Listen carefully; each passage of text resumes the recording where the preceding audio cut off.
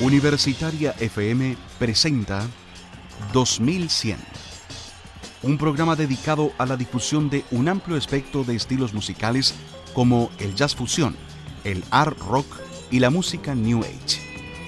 Patrocinado por el Departamento de Música de la Facultad de Humanidades de la Universidad de La Serena. Conduce el psicólogo Mauricio Cerda Veroiza.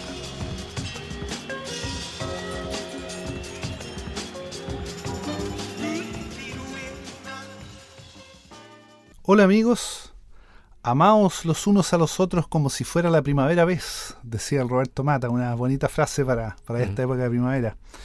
Estamos en los inicios de primavera y en un segundo programa dedicado a la música de Enrique Díaz, chileno, contrabajista, compositor, gran músico de jazz y profesor también del Departamento de Música de la Universidad de La Serena. Enrique, bienvenido. Hola, ¿qué tal? ¿Cómo están? Van a estar muy contentos nuestros auditores con el programa de hoy, que tenemos ahí unas joyitas previstas para escuchar, para compartir con todos. Enrique, tú naciste en Potrerillos, te criaste en La Serena, viviste muchos años en Köln, en Colonia, en Alemania, ¿no es cierto? Uh-huh. Y así como has tenido una vida con movimiento, con distintas etapas, también eso se ha expresado en tu disciplina artística, que es la música. Tuviste una formación clásica, te has dedicado al jazz, pero también has incursionado en la música latinoamericana. Tienes por ahí un disco en homenaje a Vinicius de Moraes, has sido docente por muchos años, has hecho hartas cosas en música. Sí, bastante, muchas cosas, como nuevamente, como te decía, un arcoíris de distintos, es como una autopista, sí. Ajá. Con muchas carreras. De repente yo siento que no podía trotar solamente, correr por una sola pista, sino que me quería probar todas las otras pistas también. Sí, tenías la necesidad de hacer distintas cosas. Claro, claro.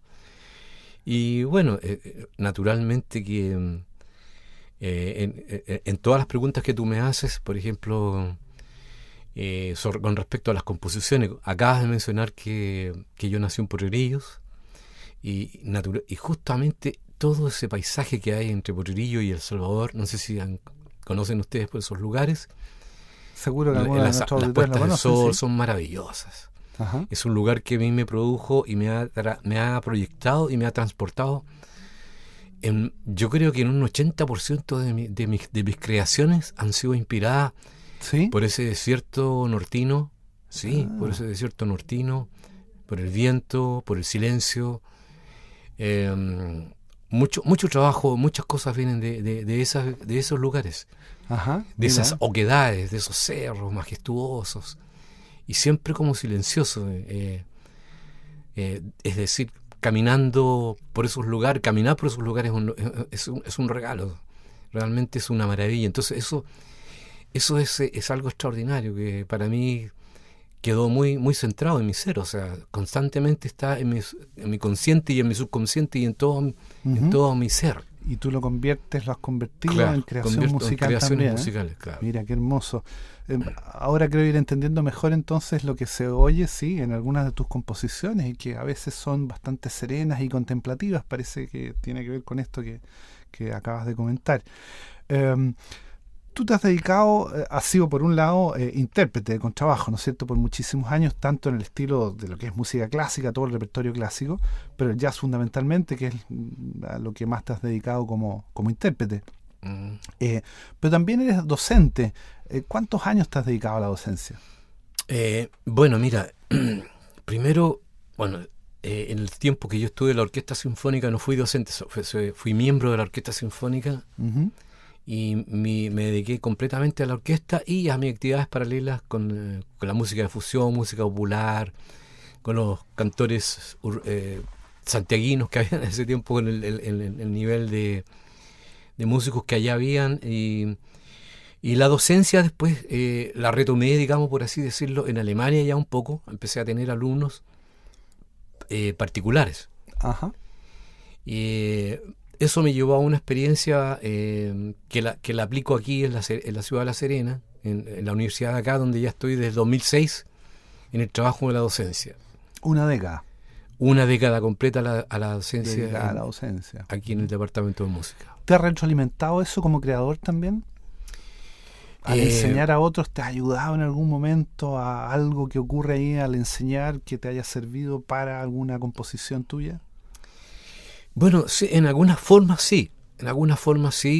Me inspiran ciertas situaciones, ciertos estados. Me inspiran, por ejemplo, los chicos, los niños que estudian música, los que están en formación, en un proceso de formación, de acercamiento a la música. Me he imaginado, me he imaginado situaciones de componer para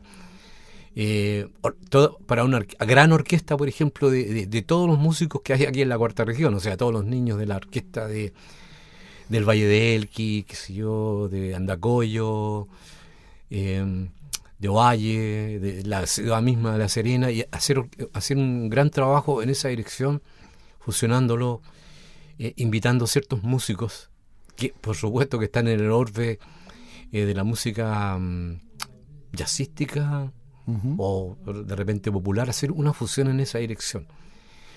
Homenajear, por ejemplo, a Gabriela Mistral, hacer un trabajo de homenaje orquestal con ese mismo estilo a Jorge Peñagén. Ajá. Claro, esa cosa me ha inspirado la vivencia como docente acá en la ciudad de La Serena. Ya. También has compuesto música para cine. Claro, algunas cositas que salieron. Y te ha ido bien, parece, con eso. Sí, realmente eso ha sido una cosa que también, digamos, me sacó de repente de un estado, justamente cuando se produjo una crisis en Alemania. Yo había hecho un trabajo para música para un film documental, que es el Oro Blanco, o el tiempo del salitre en el norte de Chile, en las salitreras. Ajá. Entonces se adaptaban un par de cosas que yo hice en ese film, que fue proyectado en Chicago, en Cuba también, en festivales de música y documentales, más bien dicho, y aquí en Chile, en la cultura entretenida, lo pasaron también eso. Sí. Después hice otras cosas con un viaje a la Patagonia también. También hice música para a un trabajo de una chica que hizo una historia que se llama El compañero, que está inspirado en una obra de José Luis Borges.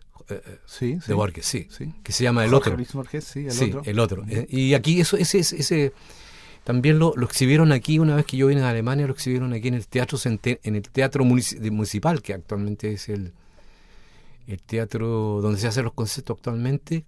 Se pasó esa música. Es una música incidental, donde prácticamente es puro contrabajo y la actuación de 2 actores, nada más. Ya. Filmados en Valparaíso. Y has tenido buena recepción con la música que has compuesto para cine. Sí. Sí. Bueno, estamos conversando con Enrique Díaz, gran músico chileno, conocido no tan conocido en Chile, curiosamente, más conocido en Europa y en Alemania sobre todo, pero un destacadísimo intérprete del jazz. Vamos a escuchar de inmediato una composición de Enrique, que es un solo de bajo, un solo que aparece en tu primer álbum, Tocando la Tierra, el tema Vigilia, y en el que utilizas 2 o 3 recursos técnicos distintos. ¿Podrías comentarnos en 3 frases, digamos, cómo es esto de tocar con los dedos, pero también usas el arco? Sí, mira, Vigilia es un tema muy sencillo. Realmente los temas, mientras más sencillos, son más complicados a veces, porque te necesitas de una afinación más o menos, ¿no es cierto? Si tú tienes un oído relativamente educado, tú tienes que tocar muy bien, porque si no se desafina. Esa es la primera fase técnica. Y es con arco, ¿no es cierto? Utilizando el arco, justamente donde se escuchan con mayor razón y la afinación del contrabajo, que es un instrumento delicado en ese asunto. Y el pizzicato, ¿no es cierto? Que es otra técnica que se usa en el jazz, ¿no? Se toca con la... Bueno, sería una clase aparte de cómo se usa el pizzicato. Más adelante nos podrás hacer la clase completa, pero vamos a escuchar un tema que es cortito y sin embargo utilizas una variedad de recursos técnicos en tan solo 2 minutos de audición. Vamos a Vigilia entonces.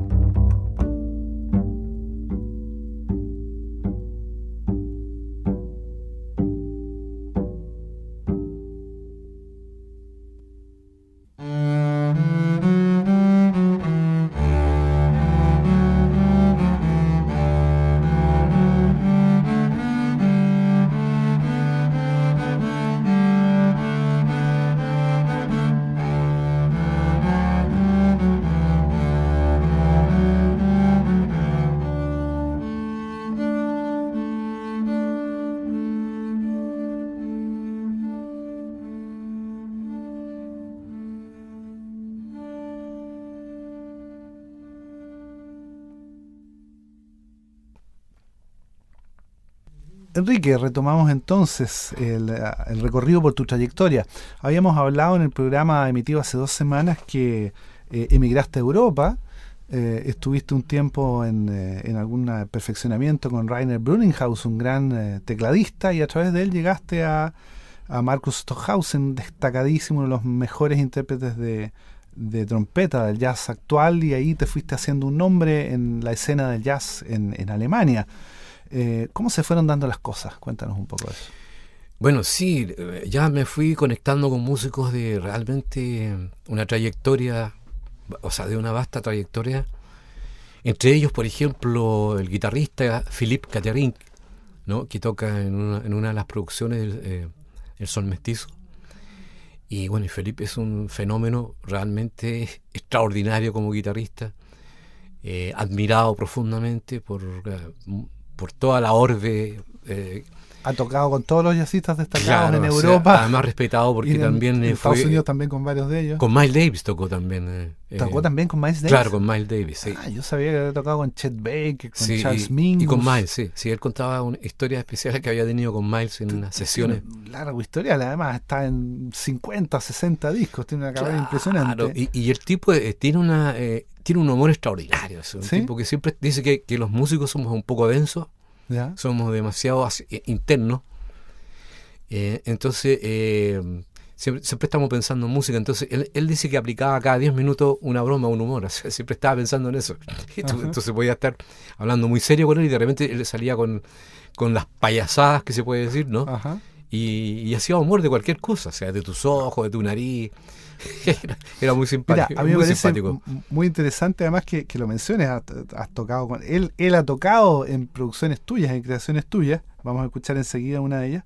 Pero me parece muy interesante porque en este programa tú sabes que también mostramos una variedad de estilos musicales de género, y Philippe Catherine también fue conocido en el rock sinfónico, que es uno de los estilos que difundimos acá, porque alcanzó a estar un breve tiempo en un grupo holandés, aunque él es belga, que se llamaba Focus, y sacó por ahí 1 o 2 discos buenísimos. Claro. De manera que vamos a ir enseguida a escuchar el tema Zampoña, una composición tuya que aparece en tu segunda producción, Sol Mestizo, del año 96, en que tocas con una variedad de grandes jazzistas de Europa, entre ellos Markus Stockhausen, el más conocido de todos.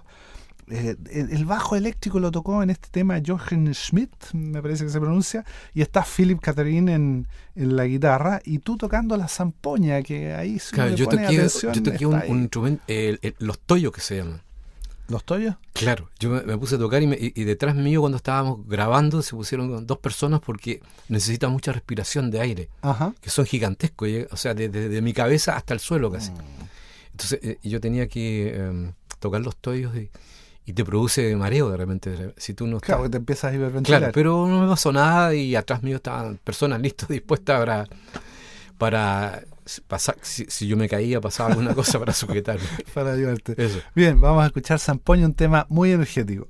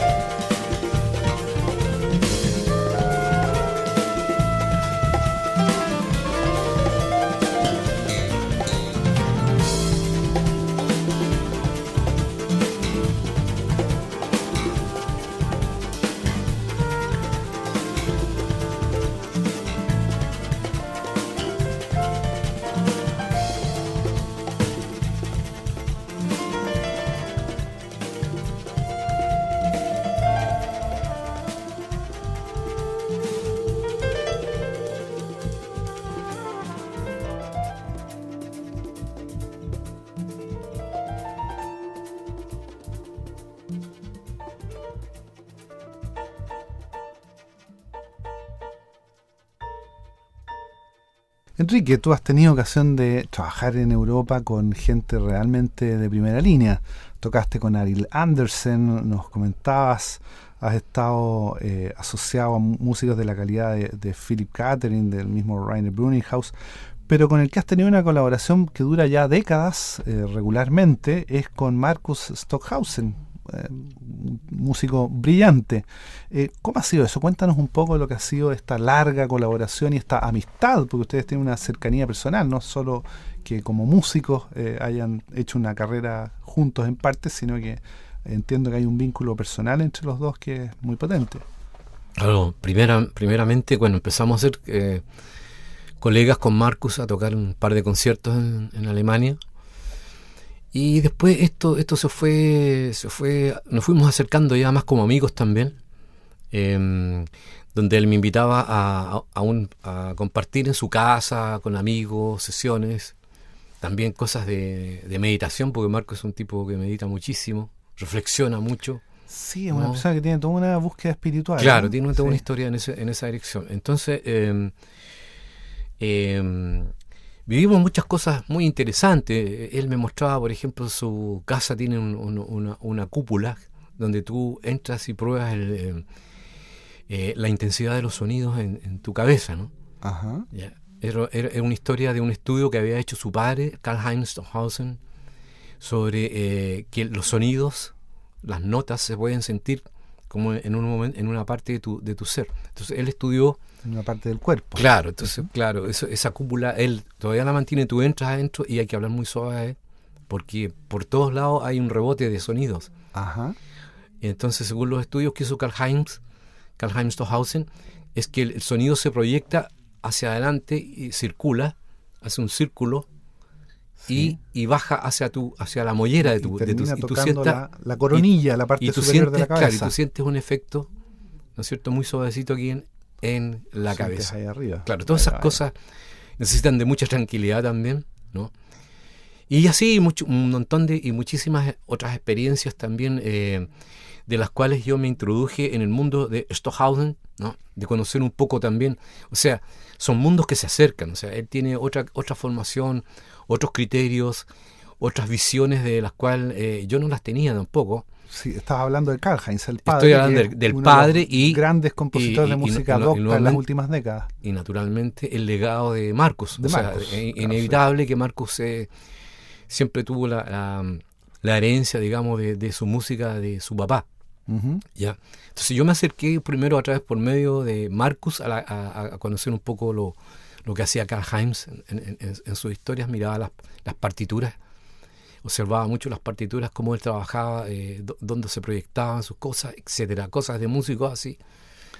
Y de esa colaboración surgió la posibilidad, cuando regresaste a Chile, tú volviste el año 2006 a Chile, y al 2007, al año siguiente, conseguiste que pudiera venir Marcus a Chile con Tara Bowman, una gran clarinetista, y su pareja, e hicieron entonces un concierto en el Puclaro, en el Embalse Puclaro nada menos, lugar en el cual además había instalado desde hacía poco un arpa eólica. Tal como están escuchando, un arpa que fue construida, había sido diseñada, entiendo que según las indicaciones de Mario Arenas, el director de la Escuela de Música, del Departamento de Música de la Universidad de La Serena, y es un arpa enorme, digamos, es una armazón metálica de, no sé, 2-3 metros o algo así o más, que se instala y que en un lugar como el Embalse Puclaro, que hay mucho viento, tiene unas cuerdas metálicas, ¿no es cierto? Y al pasar el aire vibra y tiene un sonido musical muy, muy especial. Pero digamos, no tiene que haber un ser humano tocándolo, sino que vibra solo con el paso del viento, lo cual me parece poético y hermoso a todo dar. Es un trabajo que se le ocurrió a Mario, y, o sea, una cosa muy interesante, un trabajo que realmente necesita de mucha atención, de observar lo que él hizo. Y eso además que provoca unas sensaciones muy especiales justo en ese lugar. Con Mario fuimos a ver varias veces la fuerza del viento, porque hay que ir en ciertas horas, no se puede estar ahí, es demasiado fuerte. Ajá. Entonces captamos que entre las 9, 8:30, un cuarto para las 9, el viento es menor. Entonces a esa hora fijamos el concierto por una cosa de ambiente del aire físico, ¿no? Ajá. Porque antes no era, es muy fuerte, entonces buscamos la hora que el viento tenía menos. La hora precisa. Menos fuerza. Sí. Fue un concierto realmente extraordinario. Vamos a escuchar dos temas. Uno primero, que es una composición tuya. Nuevamente vamos a escuchar Valle de Elqui, que es un tema entre nostálgico y sereno, y en el que en un momento dado tú haces un solo ahí con el arco, y que ¿sabes a quién me recordó? Aunque tú estás tocando el contrabajo, pero me recordó a Terje Rypdal, el gran guitarrista noruego también. Vamos a escuchar enseguida este gran tema de aquel concierto.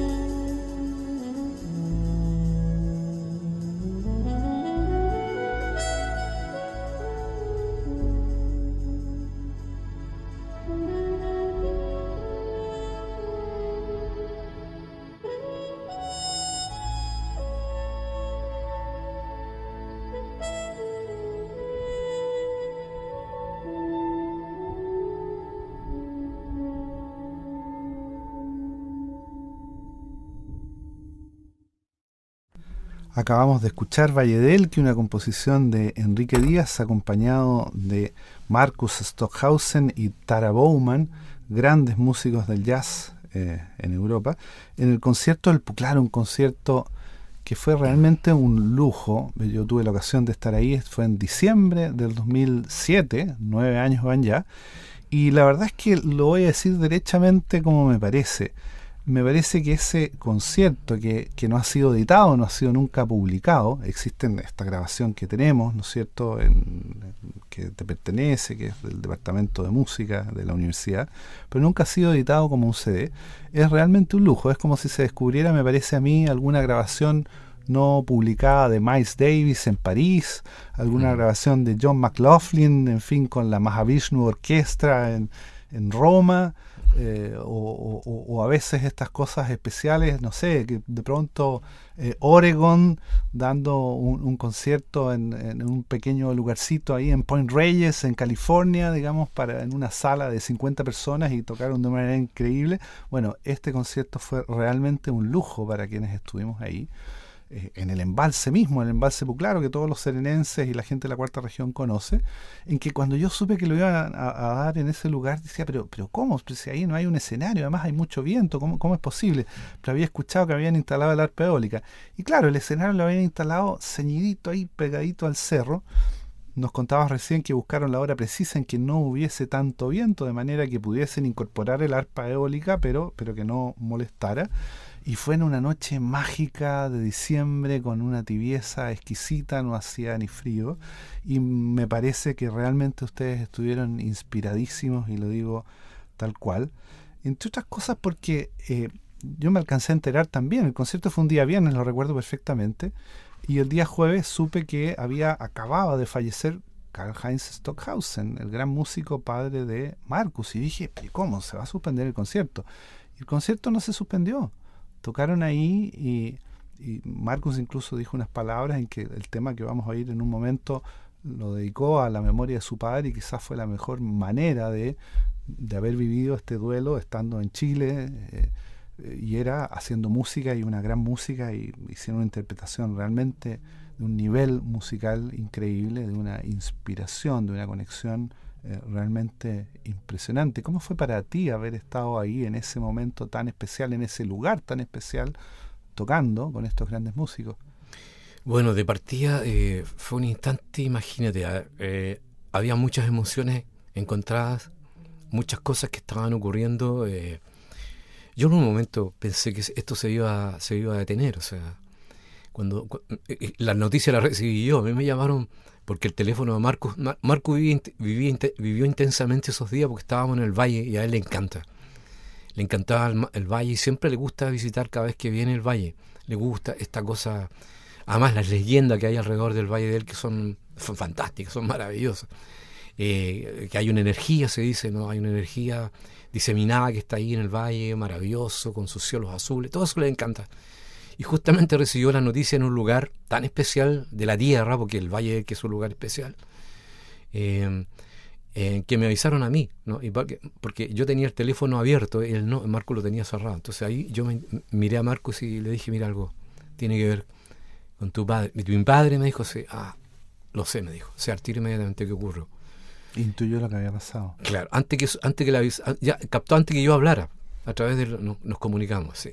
Y bueno, y naturalmente que seguimos, él dijo, no, yo creo que mi padre, si existe, hay algún lugar, algún espacio, él va a estar feliz que sigamos y haciendo arte y música, y lo vamos a hacer, dijo, vamos a seguir a continuación, y lo único que no quiero es que sepa toda la gente qué ocurrió, hasta después del concierto, me dijo, lo cual fue terriblemente duro, porque todo el mundo ya se sabía, esto fue una noticia que explotó por toda la tierra, digamos, los circuitos. Noticia mundial. Claro, entonces a mí me llamaban, a cada rato me llamaban a mí, y él se desconectó, entonces no sabían cómo hacer esto.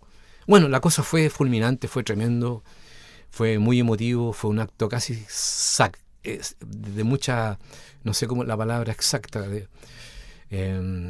como casi sacramental, de una cosa así, de esta conexión con lo invisible, con lo visible, con todas las historias, con todas las emociones, con todas las leyendas, con ese cielo maravilloso, es que no hay palabras para describir exactamente lo que ocurrió ahí. Yo estuve ahí, puedo dar fe de que fue realmente conmovedor.